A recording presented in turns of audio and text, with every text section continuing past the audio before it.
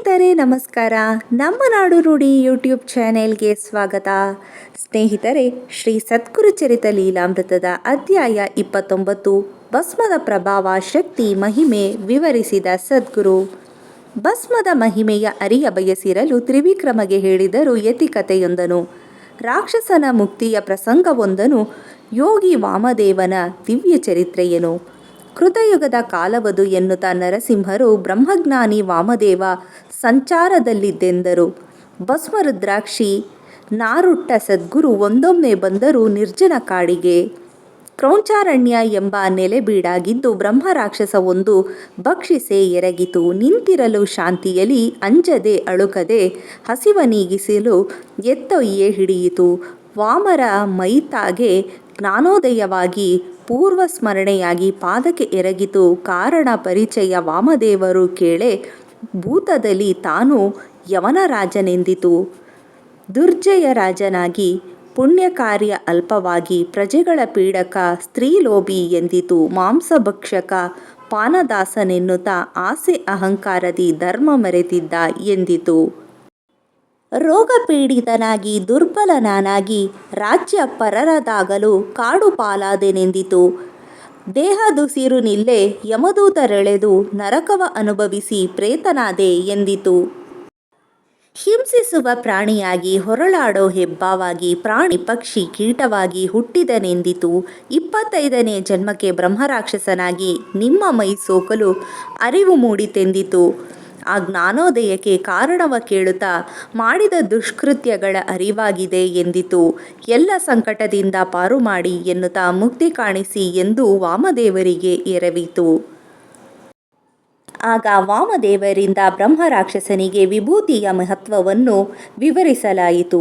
ಬದಲಾದ ಮನಕ್ಕೆ ಭಸ್ಮ ಕಾರಣವೆಂದು ವಿಭೂತಿ ಮಹಿಮೆಯ ವಾಮದೇವರು ಹೇಳಿದರು. ದುಷ್ಟ ಬ್ರಾಹ್ಮಣ ಕೈಲಾಸ ಸೇರಿದ ಶಿವಾಜ್ಞೆ ಇರುವ ಕಥೆಯೊಂದನು. ಆಚಾರಹೀನ ಬ್ರಾಹ್ಮಣ ಕರ್ಮಭ್ರಷ್ಟನಿರಲು ಶೂದ್ರ ಸ್ತ್ರೀಯೊಂದಿಗೆ ಕಾಲ ಕಳೆಯುತ್ತಿದ್ದನು.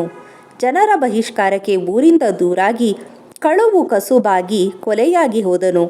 ಬ್ರಾಹ್ಮಣನ ಶವವ ಊರಾಚೆ ಎಸೆದಿರಲು ದೇಹವಾಸನೆ ಹಿಡಿದು ತಿನ್ನಲು ನಾಯಿ ಬಂದಿತು.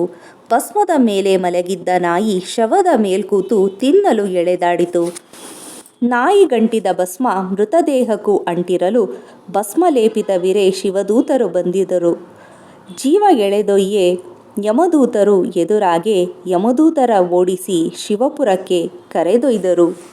ಸಿಟ್ಟಾದ ಯಮನು ಶಿವದೂತರ ಕಾಣೆ ಶಿವಾಜ್ಞೆ ಇದು ಎಂದು ದೂತರು ನುಡಿದರು.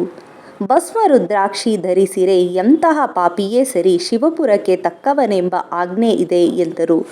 ದೂತರಿಗೆ ಯಮನು ಶಿವಾಜ್ಞೆ ತಿಳಿಸುತ್ತಾ ಭಸ್ಮ ರುದ್ರಾಕ್ಷಿ ಇರಲು ದೂರವಿರಿ ಎಂದನು. ಧಾರಣೆಗೆ ಕಾರಣವ ವಾಮರು ಹೇಳಲು ಧಾರಣಾ ವಿಧಿವಿಧಾನ ರಾಕ್ಷಸ ತಿಳಿಯ ಬಯಸಿದನು. ಹಿಂದೆ ಶಿವಸಭೆಯಲ್ಲಿ ಎಲ್ಲ ಸೇರಿರಲು ಮಾನವನ ಮುಕ್ತಿಗೆ ಸುಲಭ ಉಪಾಯವಾಗಿ ಸನತ್ಕುಮಾರರಿಗೆ ಶಿವನು ತಿಳಿಸಿದ ವಿಧಿಯ ರಾಕ್ಷಸಗೆ ವಾಮರು ತಿಳಿಸಿದರು. 3 ಬೆರಳುಗಳಿಂದ ತ್ರಿಪುಂಡ ಧಾರಣೆ ಸ್ಥಳ ಮಂತ್ರ ವಿಧಿಗಳ ಶಿವನು ವಿವರಿಸಿ ಶುದ್ಧ ಭಾವ ಧಾರಣೆಗೆ ಪಾಪನಾಶವೆಂದನು. ಜೀವನ್ಮುಕ್ತಿ ಜೊತೆಗೆ ಶಿವಸಾಯುಜ್ಯವೆಂದನು. ಶಿವನು ಸಾರಿದ ಮಹಿಮೆ ತಿಳಿಸುತ್ತಾ ಮಂತ್ರಿಸಿದ ಭಸ್ಮ ರಾಕ್ಷಸಗೆ ಇತ್ತರು. ಧಾರಣೆ ಮಾತ್ರಕ್ಕೆ ದಿವ್ಯಮೂರ್ತಿಯಾಗಿ ಸ್ವರ್ಗಕ್ಕೆ ತೆರಳಿತು ವಾಮರಿಗೆ ನಮಿಸುತ್ತಾ.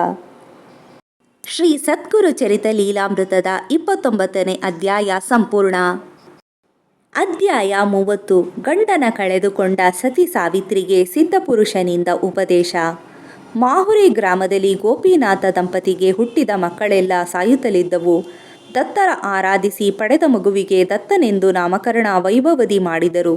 ವರುಷ 5 ಉಪನಯನ ಮಾಡಿ 12 ಕಳೆಯೇ ವಿವಾಹ ಮಾಡಿದರು. ಸತಿ ಸಾವಿತ್ರಿಯ ಬಂಧನ ಬೆಳೆದಿರಲು ಯೌವನ ಅವಸ್ಥೆಯಲ್ಲಿ ಕಾಯಿಲೆಗೆ ತುತ್ತಾದನು.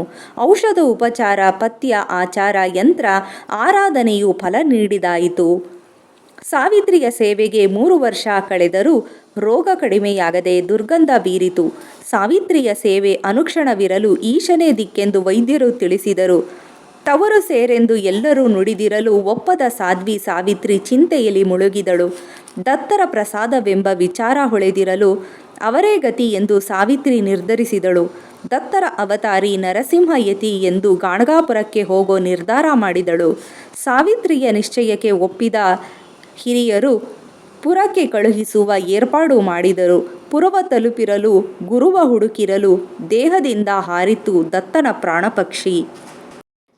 ದಿಕ್ಕು ತೋಚದಾಗಿ ಧರೆಗೆ ಕುಸಿದವಳಾಗಿ ಬದುಕು ಬೇಡೆನ್ನುತ್ತಾ ದುಃಖದಲ್ಲಿ ಮುಳುಗಿರಲು ಸಾಯೋ ನಿರ್ಧರಿಸಿ ಚಾಕು ಹಿಡಿದಿರೆ ಕೈಯಲ್ಲಿ ಚಾಕುವನ್ನು ಕಸಿದು ಎಲ್ಲರೂ ಮರುಗಿದರು.